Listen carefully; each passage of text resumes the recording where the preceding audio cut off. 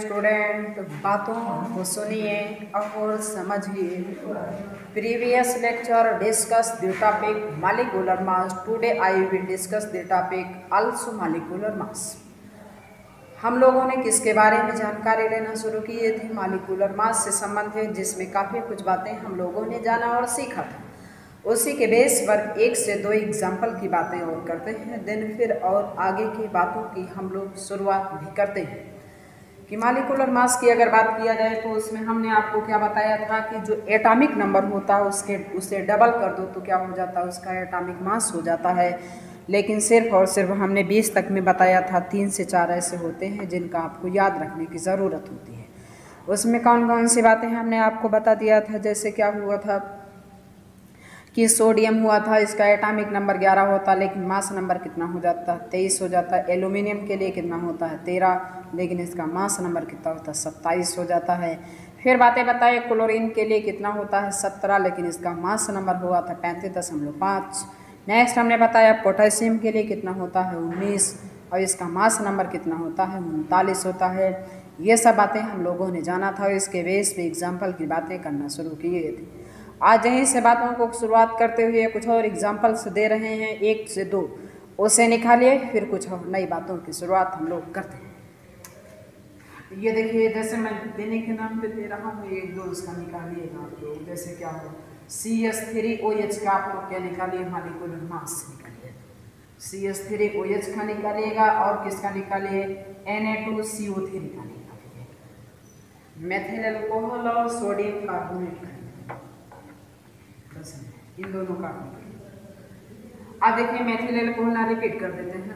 Carbon के लिए atomic number कितना होता है? 6 का डबल करो तो 12 हो जाएगा, प्लस हाइड्रोजन का एटॉमिक नंबर मास नंबर दोनों ही कितना होता है? 1। यहाँ कितना लगा है? 3 मल्टीप्लाई बाई 3, प्लस ऑक्सीजन की अगर बात किया जाए तो एटॉमिक नंबर 8 का डबल करो तो 16, प्लस हाइड्रोजन का एटॉमिक और मास नंबर दोनों ही कितना होता है? 1।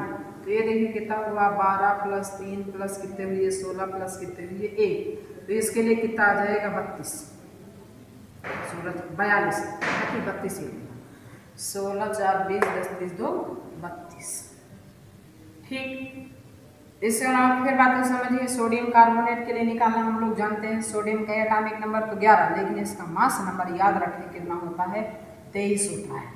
कितना लगा है? 2 मल्टीप्लाई बाई 2। इसका काम पता में इमीडिएट प्लस लगाओगे। कार्बन का एटॉमिक नंबर 6, मास नंबर कितना होता है? 12। इसका काम पता में इमीडिएट प्लस।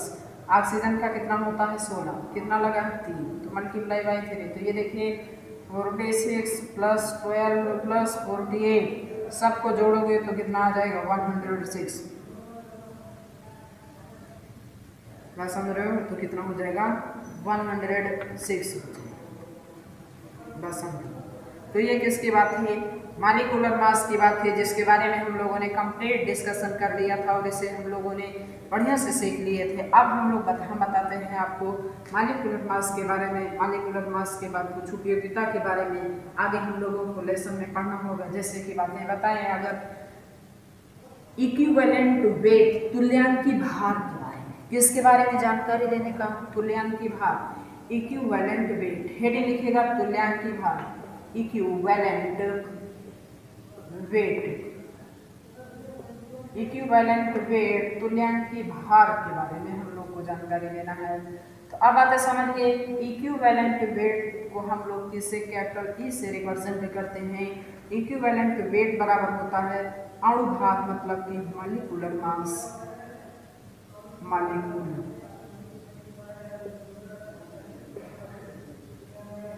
मॉलिक्यूलर मास अपान क्या हो जाएगा? x। मॉलिक्यूलर मास अपान x। इक्विवेलेंट वेट बराबर क्या होता है? मॉलिक्यूलर मास अपान x होता है। अब बात समझो, यहाँ मेन हम लोगों को देखिए, डेफिनेशन वगैरह तो छोटी बातें होती हैं, ठीक, आपको जो कॉन्सेप्ट वाली बात आनी चाहिए।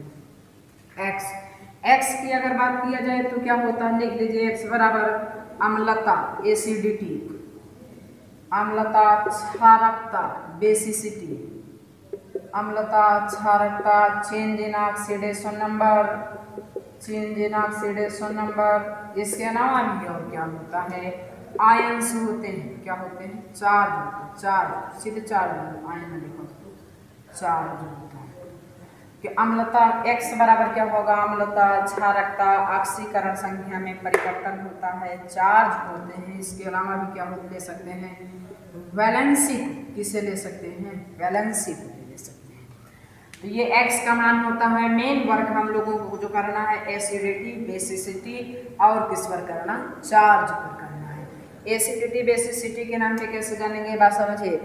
किसी भी कंपाउंड में जितने H होते हैं, किसी भी कंपाउंड में जितने हाइड्रोजन होते हैं वही उसकी क्या होती है, एसिडिटी होती है। और किसी भी कंपाउंड में जितने OH होते हैं उसकी क्या होती है, बेसिसिटी। किसी भी कंपाउंड में जितने H होंगे वो क्या होती है, एसिडिटी। जितने OH होते हैं वो क्या होती है, बेसिसिटी होती है।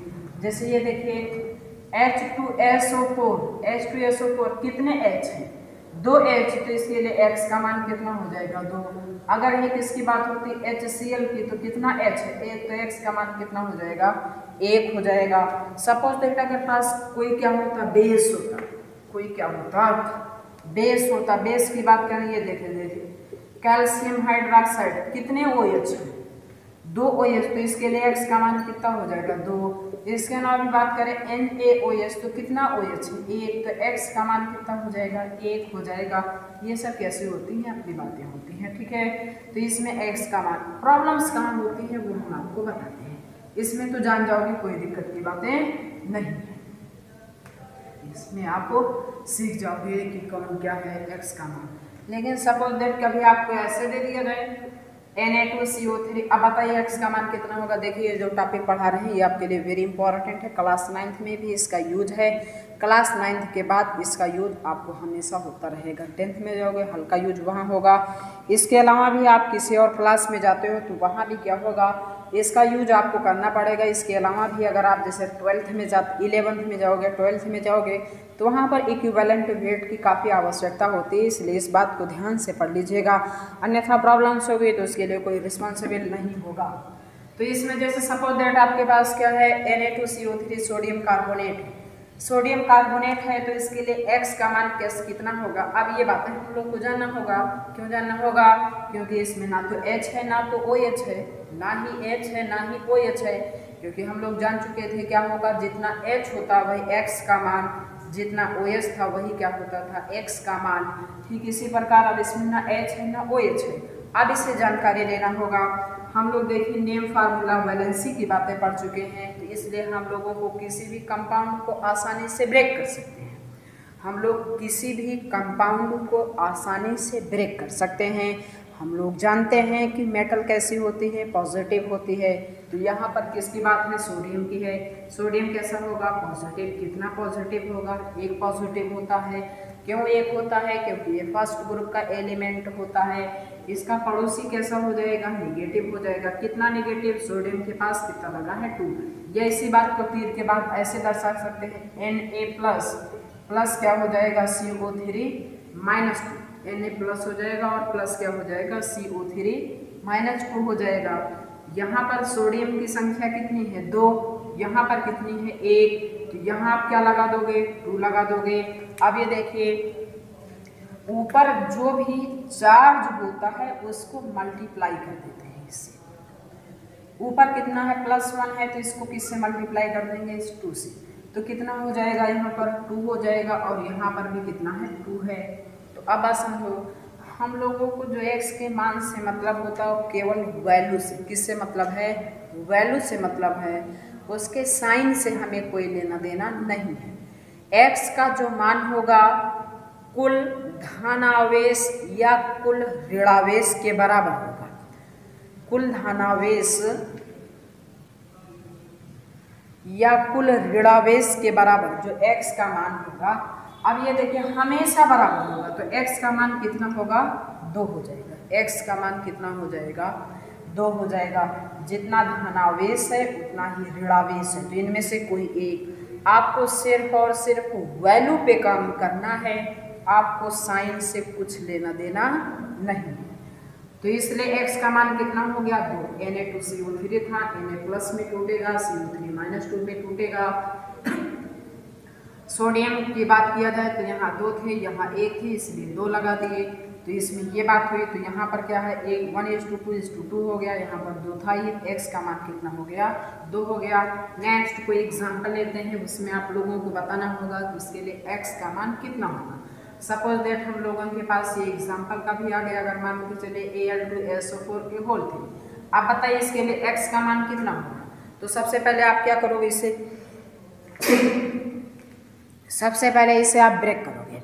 सबसे पहले इसे आप क्या करोगे, ब्रेक करोगे। ब्रेक किसमें करोगे, हम लोगों को पता है कि ये टूटेगा किसमें, Al प्लस में टूटेगा, कितना प्लस, यहाँ 3 लगा है तो 3 प्लस SO4 माइनस में टूटेगा, कितने माइनस में टूटेगा, यहाँ 2 लगा है तो 2। अब बात समझो, बैलेंस करना पड़ेगा। एल्यूमिनियम की संख्या कितनी है, 2, यहाँ 2 लगाओ, सल्फेट की 3 तो यहाँ 3 लगाओ। अब ये देखो 3 दूना 6, 2 तिहाई 6, तो x का मान कितना हो गया, 6। x का मान कितना हो गया, 6। ठीक, अब एक क्वेश्चन लिखिए, उसका क्या निकालना होगा, इक्विवेलेंट वेट निकालना होगा। क्वेश्चन एक लिखिए, ऐसे ही आपसे क्वेश्चन में निकलवाए जाएंगे। क्वेश्चन में आप लोग लिखे सोडियम कार्बोनेट, क्वेश्चन है सोडियम कार्बोनेट का तुल्यांकी भार, सोडियम कार्बोनेट का तुल्यांकी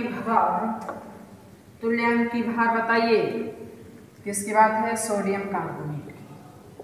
हम लोग जानते हैं तुल्यांकी भार बराबर होता है अणुभार बटा x। सबसे पहले इसका क्या निकालोगे, अणुभार निकालोगे।